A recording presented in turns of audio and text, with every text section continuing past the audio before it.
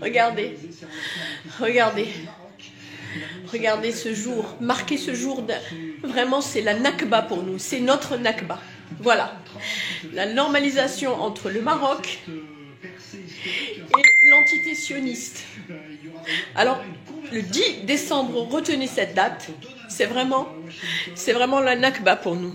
Incompréhensible, même s'il y avait des échanges officieux, mais comme ça, de façon officielle, annoncer une normalisation avec l'entité sioniste. C'est un jour noir aujourd'hui, regardez. C'est un jour noir, voilà. Voilà la décision unilatérale entre le roi et l'entité sioniste. Je dis unilatérale, parce qu'on ne nous a pas consultés, parce que les Marocains sont contre cette normalisation. Parce que évidemment, quand on impose quelque chose de façon aussi dictatoriale, évidemment, que cet accord est passé sans, mais pas en notre nom, en tout cas pas en mon nom. Je tiens à le préciser. Cette vidéo, je la fais comme je la sens. À l'annonce de cette normalisation, j'ai eu honte d'être marocaine. J'ai eu honte et j'aurais honte maintenant de dire je vis au Maroc et je suis marocaine. J'ai honte parce que c'est un poignard en plus qu'on plante dans le dos des Palestiniens. J'ai honte parce que c'est le président de Lejnat al-Quds qui a décidé de normaliser. J'ai honte parce qu'on fait fi de 100 ans de guerre, de génocide contre le peuple palestinien et qu'on n'a aucune possibilité de démontrer qu'on est contre cette normalisation. Voilà, donc je partage cette vidéo comme vraiment je le sens. J'ai eu très mal, j'ai eu honte, je me sens humiliée. Je voudrais ici dire à ces sionistes qui nous regardent, ou en tout cas qui me regardent, c'est pas en notre nom. Cette politique est une politique issue d'une dictature. Aucune consultation. Même le gouvernement qui se dit pro-palestinien et qui nous soutient des fois dans des actions, même eux n'ont pas eu le choix. Donc sachez bien, sionistes, sachez bien tous les dirigeants, c'est pas en notre nom.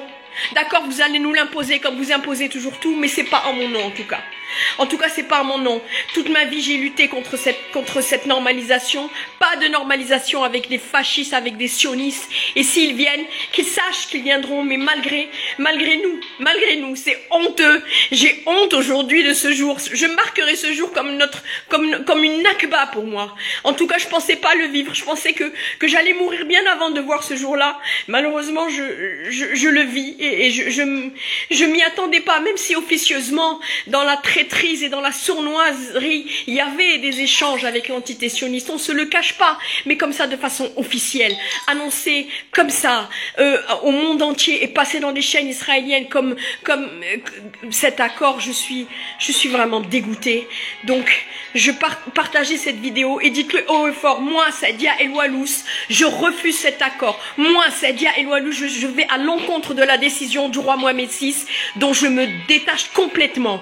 C'est inadmissible et qu'advienne ce qui adviendra, je refuse cette normalisation. C'est une honte pour nous Marocains, vraiment une honte. Vous n'avez pas le droit de nous faire subir ça. Jamais l'entité sioniste ne sera l'ami du Maroc ou l'ami des Palestiniens ou l'ami de qui que ce soit sur cette planète. C'est un mal absolu et il n'y a pas de normalisation avec le mal absolu. Donc moi je voulais le dire clairement, je me désolidarise complètement avec cette normalisation qui est une honte éternelle et ce 10 décembre 2020, je m'en souviendrai toute ma vie et vous devriez aussi vous en souvenir. C'est